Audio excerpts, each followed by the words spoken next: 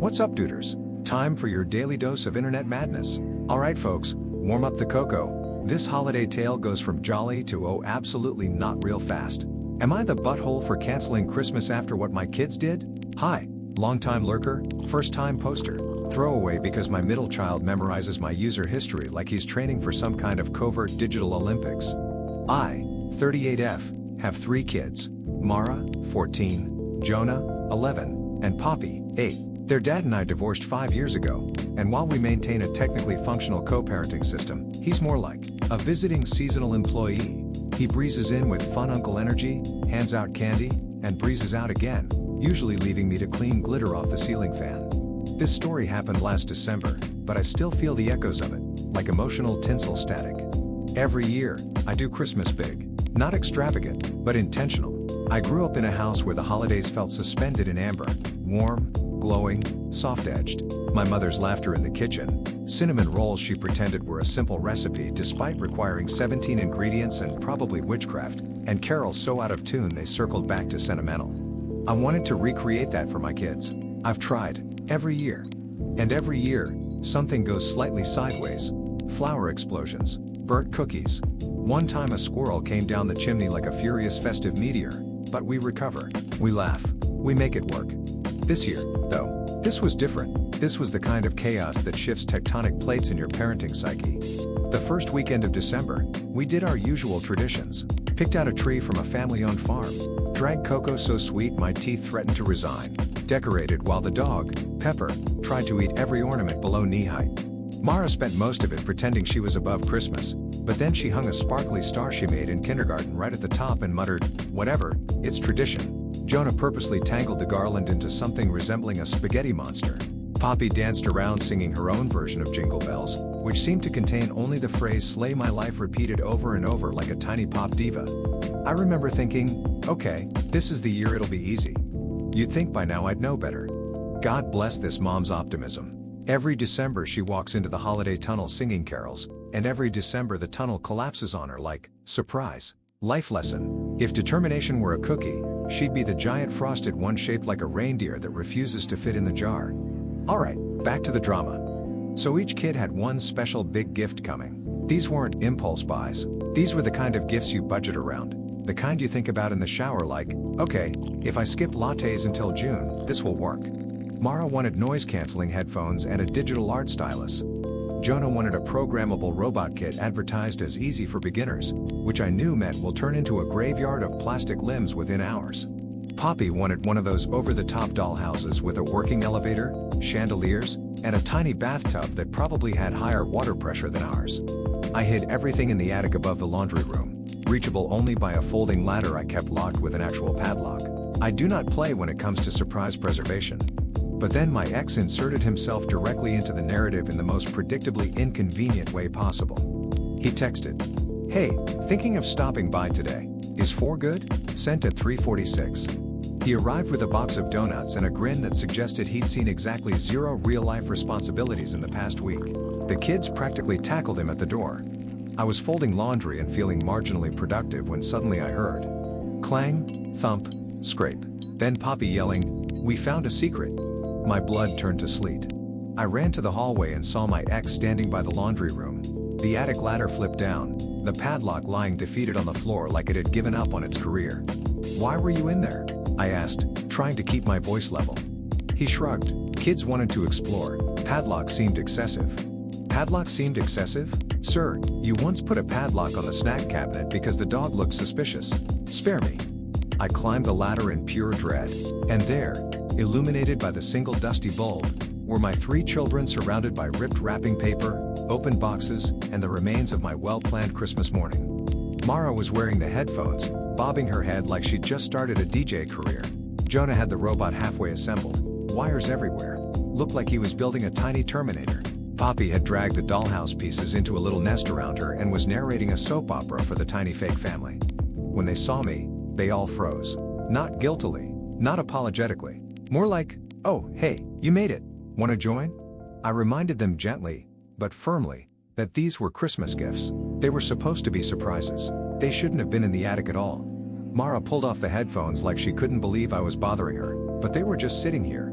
Jonah said, Dad said it was fine, because of course he did. Poppy said, we wanted Christmas early. And that was it. That was my breaking point. The moment the last strand of holly-wrapped patience in my soul snapped like a brittle ornament. I didn't scream. I didn't lecture. My voice came out unnervingly calm. Christmas is canceled. All three of them stared at me like I'd just declared gravity optional. Mara put her hands on her hips. You're overreacting. Jonah gasped so dramatically he stumbled backward into the robot parts.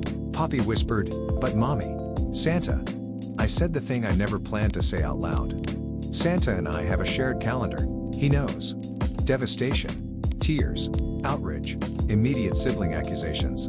You name it. My ex opened his mouth to object, but I held up one finger. The international symbol for not now, dude. He closed it. I gathered all three gifts, packed them into storage bins, and carried them to the garage. Locked the door, took a deep breath, then cried while leaning on the washing machine for 15 minutes. Christmas morning came and went like a regular day. No stockings, no presents, no fanfare. The quiet felt heavier than any noise. The kids were furious. Mara avoided me with the skill of a trained ninja. Jonah sighed loudly for sport. Poppy developed a new coping mechanism where she asked strangers at the grocery store if they still believed in magic and then looked at me pointedly. Family weighed in. My sister called me a holiday Grinch with severe commitment. My mom said she understood but also suggested therapy for everyone, including her. My best friend said, honestly, queen behavior, which I didn't fully believe but appreciated. I questioned myself. A lot, too much. But the more I thought about it, the more I realized, I wasn't punishing joy, I was protecting boundaries, and maybe myself too. So, am I the butthole? Oof. You ever feel the secondhand guilt of a child who definitely opened their siblings' gifts at least once in the 90s? Not me. No, I was perfect. But some of you might relate. Okay, on with the healing portion of the story. Update. Hi again. I didn't expect the level of response this got. Someone messaged me a picture of their dog wearing elf shoes in solidarity. Internet, you're weird and wonderful. It took a while, but the cold front in my house eventually melted. About mid-January, the kids started drifting toward normalcy. Not all at once, more like the gradual return of migratory birds. One night, Mara asked casually if I wanted to watch a baking show with her. Jonah started leaving robot parts on the kitchen table as conversation starters. Poppy began drawing me apology pictures of Christmas trees labeled "I promise to not crime." Then one evening, I called a family meeting. Everyone sat on the couch like they were awaiting their final grades. I told them why I canceled Christmas, not because I wanted to ruin anything, but because they ignored boundaries, rules, and the idea of letting someone surprise you. I told them how much work and planning I'd put into it, and how it hurt to have all of that trampled through like a trio of festive raccoons. To my shock, all three apologized. Mara spoke first, and her voice cracked in a way that broke me a little. It was stupid.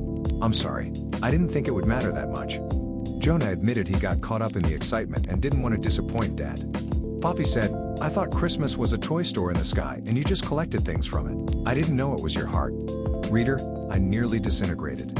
So we made a plan together. We'd have a reboot holiday. Not a replacement Christmas, just a new celebration. Designed by all of us. Last weekend, we did it. We kept the tree up intentionally long, then redecorated it with goofy paper ornaments we drew ourselves. We made breakfast for dinner. We had a no screens, yes chaos rule for the whole night. We played a board game where Jonah tried to cheat so badly the dog looked embarrassed. And at the end, when everyone was tired and giggly, I brought out the 3 long hidden gifts. The reactions were worth every hard day. Mara cried so hard she laughed. Jonah screamed, my robot son returns. Poppy hugged her dollhouse pieces and said, Mommy, I feel sparkles inside. They thanked me, all 3, in different ways, but genuinely. That night felt like the holidays I remembered from childhood. Not perfect, but warm and a little magical around the edges. And for the record, next year I'm hiding gifts in a lockbox inside a different lockbox buried under 6 feet of mulch. I learn. Thanks for listening. Well, my whole heart just did a little soft pretzel twist. This family didn't just salvage Christmas, they invented a whole new holiday with robot resurrection and sparkle feelings. Hallmark could never. If I were in her shoes, I probably would have canceled Christmas, reinstated it, canceled it again, and then faked my own disappearance to the Bahamas for a week. But that's why I am the narrator and not the parent. Alright, audience, time to weigh in. Would you have canceled Christmas, or would you have turned into the world's stealthiest gift goblin and hidden everything in a bank vault?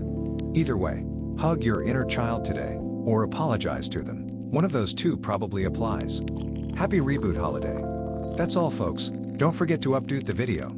Thanks for listening, and I'll catch you in the next one. Doot doot.